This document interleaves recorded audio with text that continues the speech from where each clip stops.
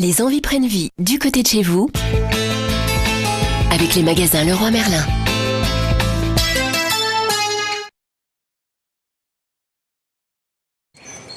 Dominique et Marie-Eugénie ont décidé d'aménager les écuries de leur ferme pour en faire des chambres d'amis. Problème, comment desservir les chambres par un couloir intérieur sans détruire la magnifique charpente qui cloisonne les pièces?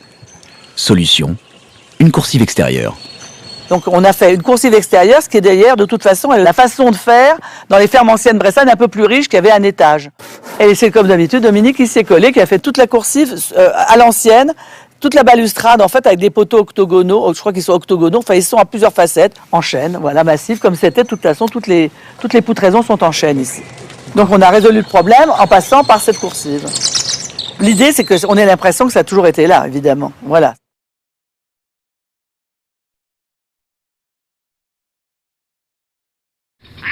Dans cette vieille ferme bressane, Marie-Eugénie et Dominique ont modernisé leur intérieur en peignant les poutres. Donc ici c'est peint, et dans les chambres ça peut être soit peint, soit ciré, soit huilé. L'idée c'était d'éclaircir et de rendre plus moderne surtout. Parce que quand vous avez un plafond en poutre brute, c'est immédiatement rustique. Un petit brossage sur les parties en aubier là, qui sont toutes vermoulues, aspiration pour qu'il n'y ait plus de poussière, et puis après peinture. Hein. Alors celles-là, elles sont cirées avec de l'huile cire exactement. Je l'ai pris blanche, mais il y a toutes les couleurs. Au XVIIIe siècle, dans tous les châteaux, les poutres étaient peintes, donc on s'autorise à peindre, ce qui pendant des années a été peint. Dans les fermes bressanes, c'était pas peint, ça c'est sûr.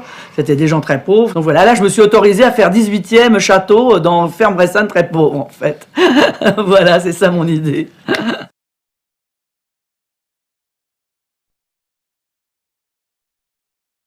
Alors ici, le sol, c'est les pierres de Bourgogne en petits morceaux. Voilà. En fait, c'est des fins de l'eau. Ça coûte pas cher du tout.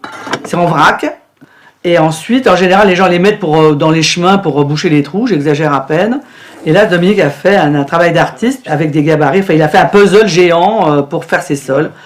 Alors, après, c'est un travail de patience. Il faut chercher la pierre qui va aller bien boucher ce trou-là. Voilà. Ça s'appelle le calpinage. Le calpinage, c'est la façon de poser des pierres, quel que ce soit, classiquement en bande ou en carreau, etc.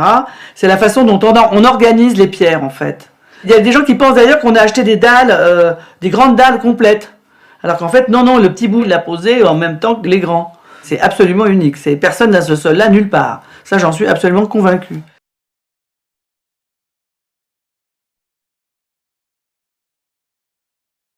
Chez Marie-Eugénie, les placards sont des volets. À moins que les volets ne soient des placards.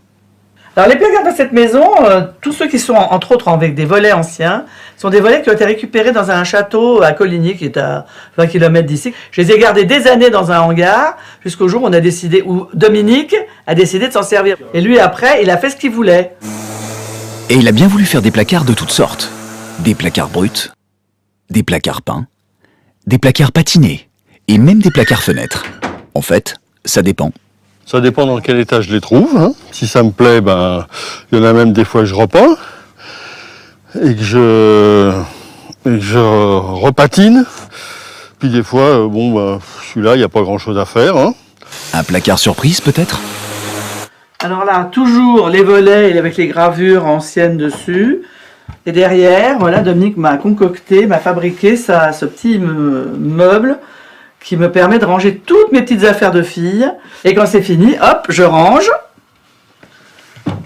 Et ça y est, mon placard à malice a disparu.